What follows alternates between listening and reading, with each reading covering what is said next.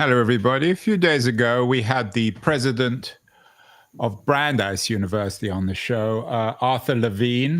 His book, The Great Upheaval, talks about higher education's past, present, and uncertain future. He believes that the US is in the midst of a profound transformation, which hasn't really been seen since the Industrial Revolution, which is dramatically affecting universities and all other institutions. And he argues that the universities need to adapt like all other institutions. We didn't get to the issue of tenure. I should have asked him whether he thinks that the academic tenure system, which I think originated at the beginning of the 20th century, was appropriate in our new information age. But my guest today, Deepa Das Acevedo, has a new book out. It's called The War on Tenure, which is a defense of tenure.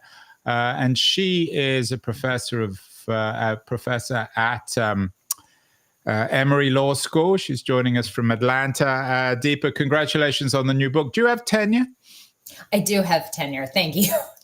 Well, congratulations on that. Although I started working on this research before I had tenure, which gave me a kind of anticipatory PTSD. Yeah, I can imagine. Before we get to the book, I'm sure you haven't had the opportunity to read Levine's book, The Great Upheaval, but do you agree that we're going through a profound transformation more broadly in social, cultural, economic terms that's equivalent to the Industrial Revolution of the 19th and 20th century and the early 21st century? Well, I don't know about the explicit comparison point, the kind of quantification of the level of transformation that we're going through as compared to the Industrial Revolution. But I think it's unarguable that we're in a transition moment. To what? I don't know.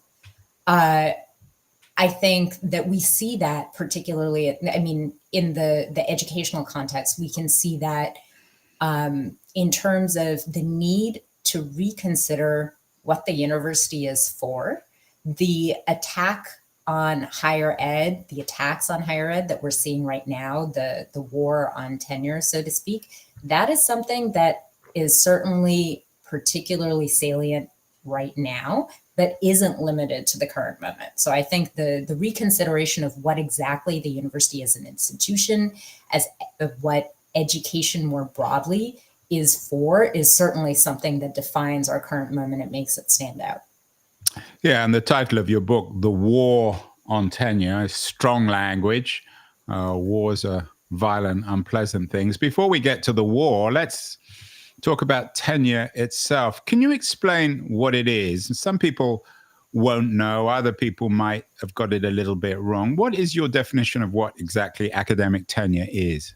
Yeah, sure. So tenure belongs to the category of just cause contracts. And these are employment contracts that are unusually protective because they mean that you can't be fired without reasonable grounds. That's the just cause in the name, right? That matters a lot in America because the baseline rule for indefinite employment relationships, the kind of job that you get that doesn't have a specified duration, 2 years, 5 years, so on, that baseline rule is called employment at will. And it means you can be fired for good reason, bad reason, no reason at all. Your boss walks into work and says, it's Thursday, you're fired. That's okay. Your boss walks into work and says, you're wearing purple. I hate purple. You're fired. That's okay. So it is a big deal when someone has a just cause contract, because that means that you do need a reason for firing them. And tenure is a particularly protective form of just cause, because in addition to needing a rationale that has some basis in reason, and in addition to having to provide the employee who is potentially on the chopping block with some notice that they are in that precarious situation, or providing them with payment, like a severance payment in lieu of notice, tenure requires some due process, a hearing, a chance to respond, and it requires some peer participation, some role for other faculty. So tenure is a variety of a type of contract that is unusually protective in the United States. Lots of people have just cause contracts. And lots of people have just cause contracts that are almost as or equally protective as tenure, but that's what it is and why it matters so much. Some people are going to be listening to this deeper and thinking to themselves, particularly out here in Silicon Valley where I am, and think, this sounds ridiculously archaic. Why should anyone have tenure of any sort? If they're any good at their job, they'll be rewarded. If they're not, they'll have to leave. What is the core argument for tenure on the academic front? So there is a traditional argument, which I don't disagree with. I just think that there are additional arguments that should be made and increasingly must be made if we're going to actually defend tenure. The traditional argument is that tenure facilitates, makes possible academic freedom, right? I agree with that. I affirm that. I'm not saying that tenure has no role to play in defending academic freedom, that I don't think academic freedom is valuable, nothing of the sort. Tenure matters because it protects, or it is supposed to protect, scholars' ability to engage with and speak on topics that may cause offense, but ultimately advance our understanding of the world and of the human condition. It also protects scholars from internal consequences when they say or do things in the process of sharing governance over the university that the university administrators don't like. So that is the traditional reason for why we need tenure, and I'm not taking issue with it. I'm just saying we need to talk about other reasons that also matter and that sound in labor. So before we get to the other reasons, what journalists don't have tenure. Podcasters don't have tenure. I certainly don't have tenure, although I don't have an employer either. There have been lots of controversial cases at newspapers recently of people being fired for saying one thing or other, particularly after the Charlie Kirk thing, which I'm sure we're going to talk about later. Why should academics have tenure? Journalists can go and work somewhere else. They can open their own Substack. They can so you're books. giving me part of the answer, and it goes towards the labor dynamics. But an academic can't go and open their own university. You can be a public intellectual, you can be a scholar, you can teach people without an institutional affiliation, but you cannot be a professor without that, in the way that you can be a journalist or a commentator without a particular organization hiring you, right? So the institutional nature of academic employment means that there are differences that require some form of protection over labor processes, and that's what tenure goes to. But I take your point, but if tenure was gotten rid of and being a university teacher was like any other profession and there was no tenure, then if you got thrown out of one university, you just go to another. In the same way as if you get thrown out of a newspaper, you go to another. If you get thrown out of working in a store, you go to another. And how many of those potential jobs do you imagine there are? Let me give you a bit of a sketch. So when the year that I went on the entry-level job market for academic law positions, I looked across the country because that's what you have to do. You have to be willing to move anywhere that is willing to hire you. I looked in the state of Georgia. Georgia, the entire state, has 5 ABA accredited law schools. Every law school has maybe 1 or 2 positions, faculty that it hires to teach the subjects that I teach in the legal universe, labor and employment law.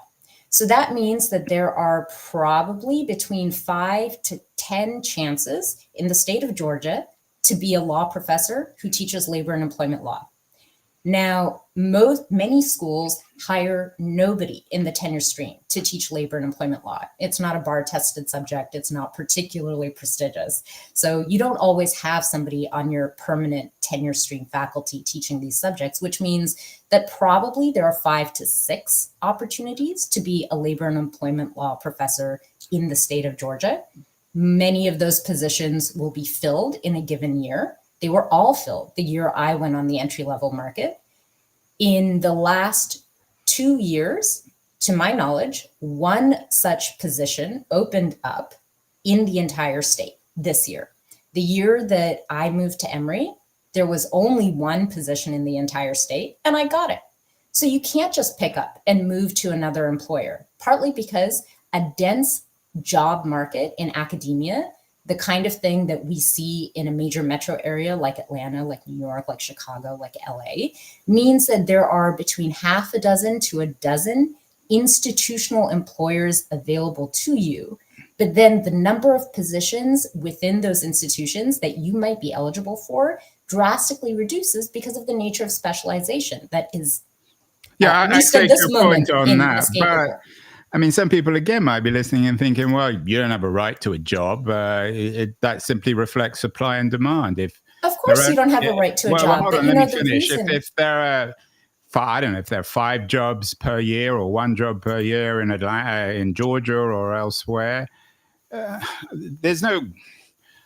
I mean, maybe there are too many people on the market for this kind of There labor. are certainly too many people on the market, but why on earth would anyone go through the intensely long, expensive, and difficult process that is required to even become eligible to go on the market if you could be dropped at the, even if you could lose your job at the drop of a hat in that way?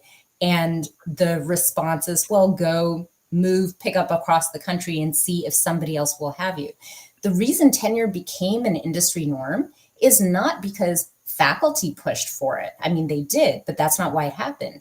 The reason tenure became an industry norm in the post-war era was because universities, as employers, realized that it was a valuable recruitment and retention device for people who have spent years training and could take their skills on the general labor market where they would earn more than they will in a university context.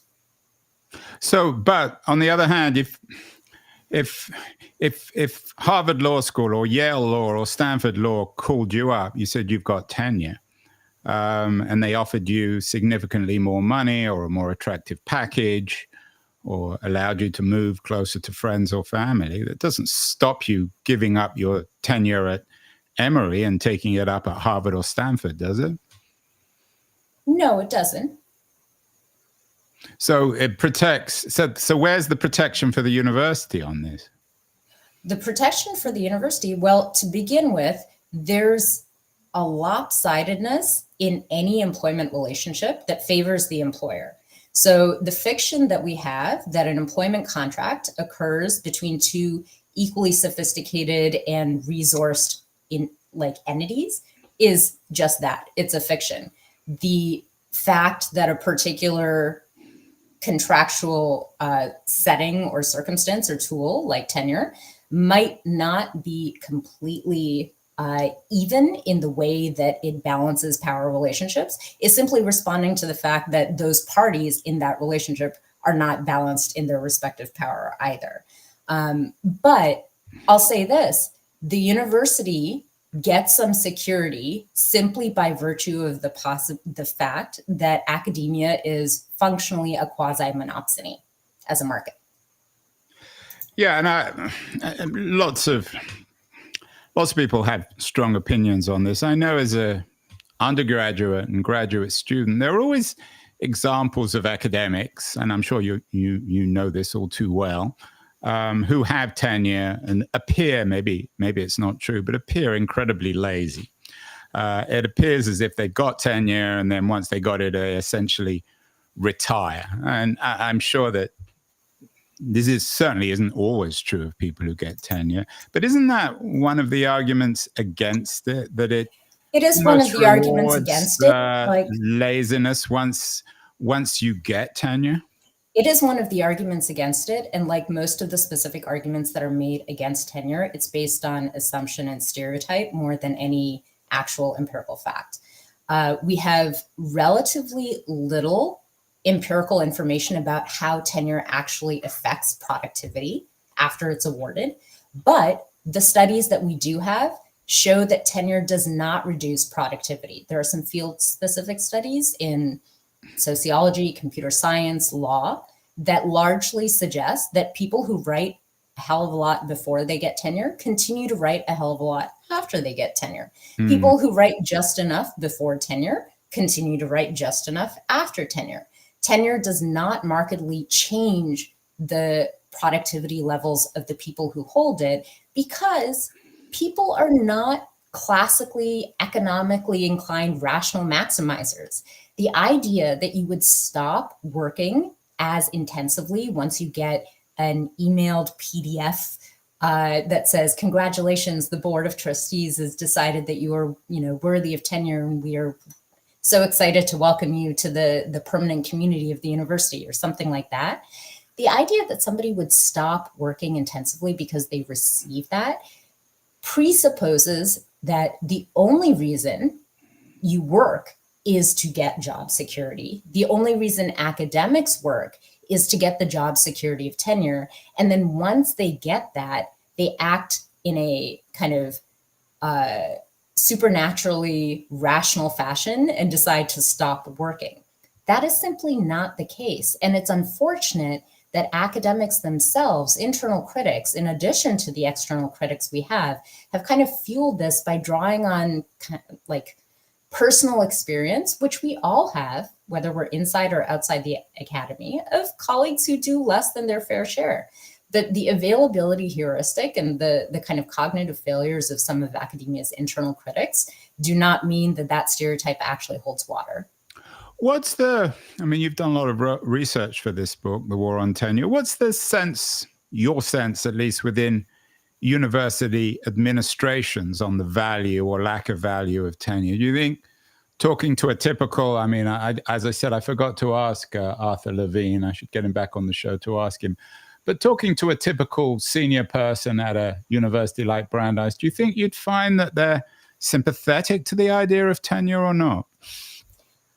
Well, I'm not quite high enough on the totem pole to talk to a lot of senior administrators, but the ones who I have spoken with understand that at the very least, because the university, as we still have constructed it, and maybe the form needs to change, but as it exists, the university in America is premised on the idea of shared governance, that some decisions about what goes on, the curricula, the course requirements, the nature of teaching, all of these things, what makes for excellence in research, what makes for reasonable research expectations of upcoming faculty.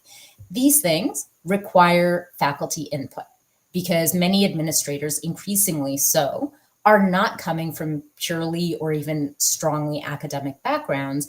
And even if they had, they have to be so fully involved in administrative duties that after a while, like everyone, you become more focused on the administrative side of things rather than knowing what is currently reasonable kind of field expectations.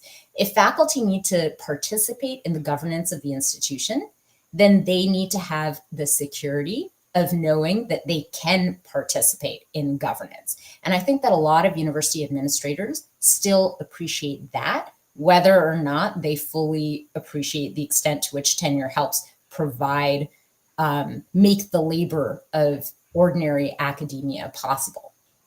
There are lots of arguments against tenure, some made from within universities. The economist Stephen Levitt, for example, thinks it should be got rid of. Is there you're clearly in favor of tenure. That's entirely clear, Deepa. But are there any arguments against tenure that, in your mind at least, make some sense? I think that there are arguments that make sense that say we need to reform the way that tenure is practiced. I do not think that there are arguments for abolishing tenure that have convinced me yet, because most of them are based on stereotype and caricature, including Levitt's. But I think that there are a lot of points that have been made about how tenure is practiced and how it is implemented that are fair game. Nothing is perfect. And certainly a system that is built, that is created, that has incentive effects can be changed and often requires adjustment. And I think we're in one of those moments now. Clearly the politics of this argument are self-evident. Both the for and against politics. But I wonder whether one of the problems with tenure is it's unavoidably political. I had a historian on the show recently, a historian of the Soviet Union, who's written a number of histories which are perhaps a little bit more sympathetic to the Soviet Union than most traditional historiography. And he said to me that he was actually, I'm not going to mention his name or his university, but he was surprised that he actually got tenure because he felt that his, and not his politics, but his presentation of the Soviet Union was controversial. Is that one of the dangers with tenure, that unavoidably, particularly in the humanities, that it gets politicized, that people think of people up for tenure not in terms of their achievements, their intelligence, their ability with students or their commitment, but their politics, what they study, how they present their subject? I think there's certainly scope for poor decision making in academia, just as there's scope for that in all industries and workplaces. Tenure does not, or the possession of a doctorate does not make you immune to natural human foibles, as, you know, internal critics' caricatures of tenured faculty as being lazy clearly shows us. So the fact of being a professor, of being tenured, of sitting on someone else's tenure evaluation committee does not mean that your decision making is going to be ideal in all circumstances or in any individual circumstance. But I don't agree with the suggestion that tenure is inherently politicized. I think academia, like most industries, most universities, most of the individuals in universities, like in most other workplaces, these people are genuinely trying to do a good job. Do they always live up to their own expectations or others? No. But I don't think that that means the form itself, the structure of the relationship, is inescapably political. So your book is called The War on Tenure. Now, sometimes authors don't choose titles, but I assume you're comfortable with that, otherwise you wouldn't have written it. Is there really, I mean, it's one thing to be critical of tenure. It's one thing for some aspects of tenure culture to be up for grabs, for being debated or reformed. Is there really a war? And what exactly is it? Who's fighting this war on tenure? Yeah. Well, so I mean, as I say in the book, the book is not about the war on tenure. That would be more of a history work. It's a response to the war on tenure. My goal is to provide a vocabulary and a conceptual framework for articulating that response. But I think my second goal was to nod to precisely what you're suggesting, which is that academia's problems, the attacks on academia that we're seeing right now, aren't naturally arising.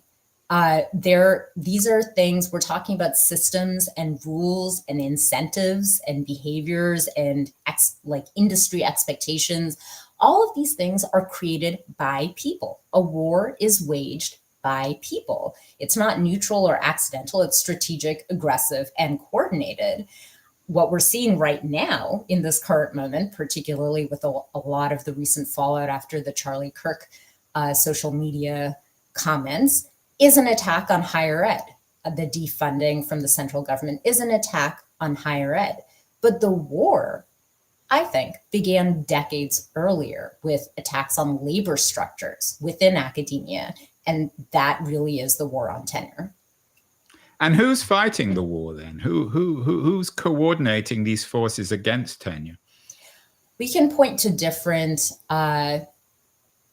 sources or actors for different parts of this effort and at different moments in time.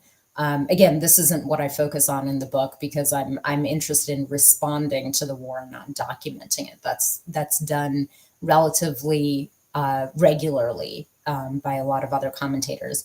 But 10, 20 years ago, at the state level, we began seeing the earliest seeds of state level legislation that was meant to weaken or in some cases just outright dismantle tenure at public universities. I think that now we have seen at the federal political level an intentional effort to dismantle research through defunding efforts. We are seeing outside the political realm social action, coordinated action to attack higher ed more generally. With the Kirk assassination social media fallout, there have been coordinated efforts to watch professors, to track professors and their social media activities so that they can be persecuted essentially and hopefully terminated from their employment relationships. The war on tenure that is in this moment manifesting most acutely as an attack on higher ed, both in labor structures and in inherent goals, is something that is coming from a multitude of sources, political and social, over time at different levels and in different from different geographic and cultural constituencies.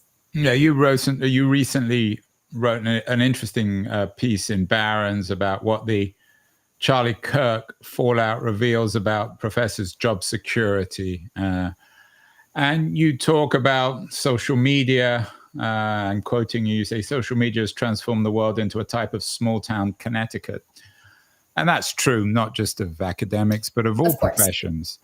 Shouldn't academics, who people with PhDs generally tend, I think, to be reasonably smart, shouldn't they know that? And shouldn't they be careful on social media to make comments about highly sensitive subjects? I think caution is certainly warranted. I myself am not on any social media. I never have been, and I hopefully never will be.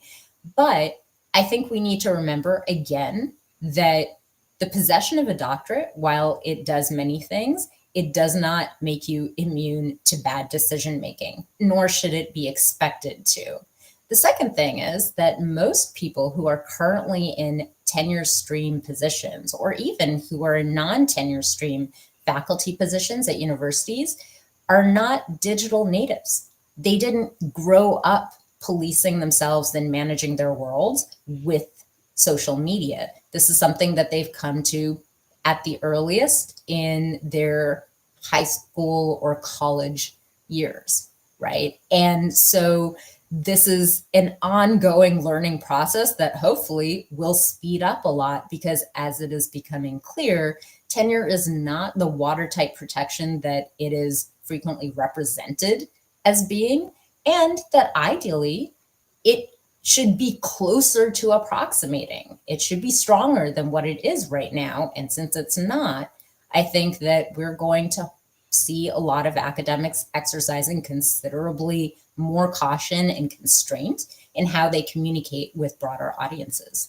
And isn't that a good thing? I mean, we all need to offer constraint in not aggravating people and not saying outrageous things on social media platforms that will only incite more divisions and name calling and perhaps even violence. So that's not necessarily a bad thing, is it? I think moderation and caution are not bad things, but I think that doing it for the wrong reasons can be a bad thing. Doing it out of fear is a bad thing. Doing it because you realize that anything you say will be taken in the most negative light possible is a bad thing. I think that speaks to the social moment that we're in more than it speaks to the individual who does it or the individuals who actually respond to it and use it to persecute the speaker. I also think it's worth keeping in mind that as there are more calls for academia to kind of show its value to broader society, universities and professional scholarly communities and individual academics are taking it on themselves to engage with the public more. This is because there have been so many critiques of the ivory tower of faculty cloistering themselves inside academia. And in response to that, academics are trying to get themselves out there a little bit more, put themselves out there a little bit more.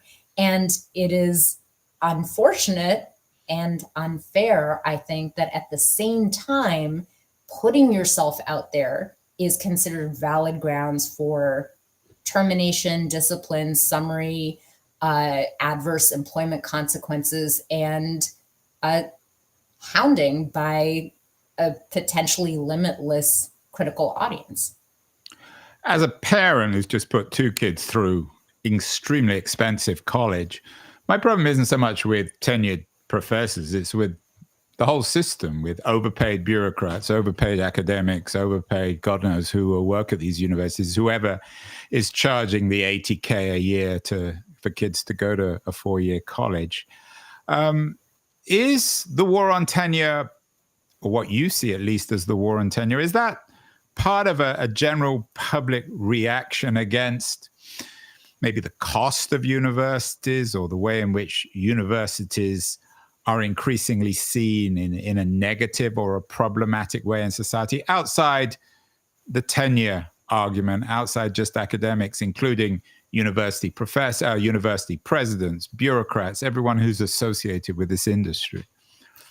The cost of higher education is a real problem, and definitely part of the tensions and growing mistrust between higher ed and society. There's no two ways about it. I think I want to point out two things, though. First, the vast majority of academics, tenure streamed or not, are not bringing home big bucks. This was the first year that academic salaries did not lag behind inflation. Again, the many scholars, many professors across disciplines would earn more in industry outside academia than they earn at the university level. A lot of faculty at smaller, regional, less resourced institutions rely on the social safety net because they do not earn enough through their faculty appointment to be able to survive in what are often higher cost of living areas. So in a sense, just as we see in other industries, other sectors like retail and food service and leisure and so on, workers being underpaid by their employers and the cost of their life being shifted onto the taxpayer because those workers need to avail themselves of social safety nets, of welfare services. We are also seeing that in academia. So it is not the financially cushy position that it's often viewed as being. That said, I think that you are absolutely right to point out that there are concerns not only over the sheer dollar value of higher education now, but where that's going. And I'll be frank with you, faculty are asking these questions of their administrators as well. Where are all of these dollars going? Where are endowment dollars going? Where's the interest going? Where are the earnings going? Often they're going to a lot of new infrastructure. They're going to personnel and resource development that have nothing to do with the core mission of the university of teaching, of conducting research. But faculty do not possess as much information, let alone control over these things, as they would like and as you might think. The last thing I'll just say on this is that there's been some interesting number crunching work suggesting that poorer universities, the ones that have the best claim to be in a budgetary crisis and therefore are kind of seemingly most justified in switching off of stable long-term tenure stream employment into contingent adjunct labor of this type that is percolating throughout the economy and throughout the labor force. Those poorer universities aren't the ones making the most extensive use of contingent academic labor. It's actually richer universities, ones that have substantial endowments, that have earnings, that have alumni revenue sources, that have what funding there is left to be had from public coffers. It's often richer universities, private universities, that are relying more on cheap contingent adjunct academic labor, which goes to your point because it shows that they're just choosing to spend their dollars in ways other than supporting the core labor of academia, teaching and research through stable employment forms. Yeah, it's the Uberification of academia, where Absolutely. where everyone is paid per course, per hour, per student. It's very troubling. In your Charlie Kirk piece for Barron's, you talk about academics when they're fired. You say it's the end of the line. What happens to them? Do they have to go and live in their cars? Do they go and live at home? Do they have to rely on a spouse or a friend? What's your sense of the consequence of the loss of tenure? All of the above. You'd be surprised. I have literally read stories of academics teaching adjunct classes while living in their cars. Yeah, there have been some stories in the newspapers out here in the Bay Area of individuals like that. Right. So when there is some literature on job mobility in academia and in general, we think, labor economists particularly think, that job mobility early on in your career is a good thing because it allows you to grow your wages. And then job mobility later on is less of a good thing, and it pays to stay where you are. Neither of those things is true in academia. Most of the time, when an academic has to exit stable employment, they're exiting not to another job, not because they're trading up, either in stature or in resources, but because they're exiting the industry altogether. And there's a growing cottage industry on consulting and advising these post-AC individuals or these alt-AC individuals. What do you do when you have been in school for 10 years and then you've been teaching or researching for another 5, 6, 10 years? It is very difficult to retool yourself, in part because the things that you must learn to do, the ways you have to learn to speak, to write, the skills that you develop in order to even have a chance of playing the game, of entering the academic market, let alone succeeding in it, are things that are actively not valued on the general labor market. And so you're essentially depreciating your own skill set, your own human capital, right. in order to try a lot and of people advance. will say, well, that's true of every profession. In this profound transformation, Deepa, leaving aside the issue of tenure, clearly you're in favor of that. Is there a need, though, for other fundamental reforms of how, for example, most faculty train? I mean, I don't know what the average length of time it is to require to get a PhD. I think it's 6 or 7 years. That used to be the standard. I talk about the 6-year standard in the book. Well, what's the standard now?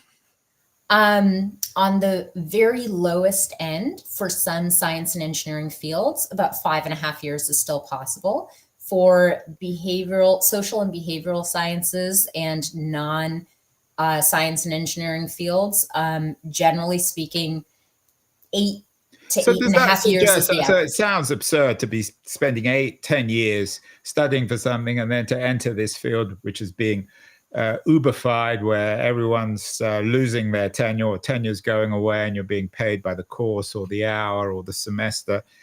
Does it suggest maybe that the PhD system, which came out of, I guess, 19th century Germany, that itself is archaic and it needs to be reformed? I think we are at a moment where we need to really think about the things that the university does, for whom it does those things, and how we can best do them going forward. Absolutely.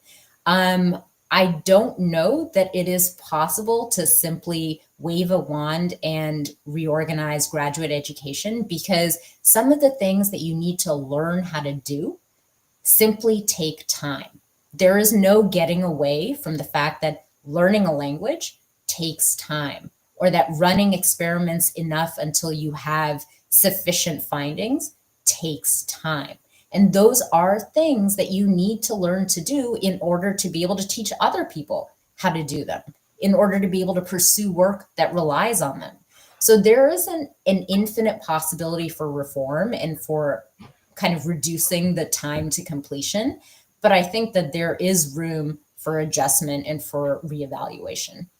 Well, finally, let's go back to our current situation. As I said, you wrote a piece for Barron's a week or two ago on what the Charlie Kirk fallout reveals about professors' job security. The Kirk assassination has created a degree, I think, of paranoia both on the left and the right, but seems to be a feature of American culture and politics, is that something happens, everyone's paranoid, and then the next week something else happens and everyone focuses on that. It's hard to tell, of course, hard to project the future, but is the Kirk fallout really significant in terms of the war on tenure? Do you think it will have long-term ramifications? Yes. I think that there are both immediate and long-term ramifications. Let me put things into context for you. The estimates that I'm seeing floating around right now for how many professors and teachers have been fired as a result of the Kirk fallout ranges between 40 and 60. But that bundles a lot of different people together, right? Different types of instructors. So let's assume that 60 is the number and that just a quarter of those are tenured professors who have lost their job as a result of social media activity related to Kirk's assassination, right? My research shows that for the 20-year period between 2000 and 2020-21, only around 30 individuals who were tenured professors were terminated for cause and viewed their terminations, these are their own perspectives, viewed their terminations as being in violation of their speech and academic freedom rights. So if we kind of put all of this together, we're potentially at something like 10 to 15 tenured professors in a matter of a month who have lost their jobs as a result of the Kirk social media fallout. Maybe. I don't know if that's actually the number. I'm just playing off of estimates here. But if that's the case, we're already at half to a third of the number of people who viewed their terminations as being in violation of their academic freedom over a 20-year period. That means this moment is significant. And I think that what that means for the longer term is that academics are going to remember just how striking this particular moment was and what it taught them about the value of labor security and the potential for our currently existing systems to offer the security that they need. Let's end, Deepa, on a personal note. You've done very well. As you said, you just got tenure at a very good university, Emory in Atlanta. And while I was researching this interview, I was looking at your CV, which is incredibly extensive. Long lists of article and book chapters you've written, works in progress, media publications, grants. My sense from friends who have had to get tenure is this is what you have to do to get tenure, for better or worse. You have to play the game. Clearly, it's worked for you. You're not against tenure, but do you think there's a danger of over quantifying everything so that in order to get to the point where you have job security, you have to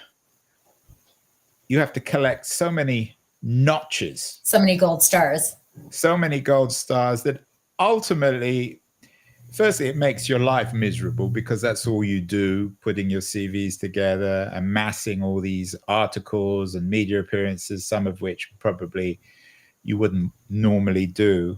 But has it made you, clearly you're happy with tenure and clearly you'd have been very unhappy without it.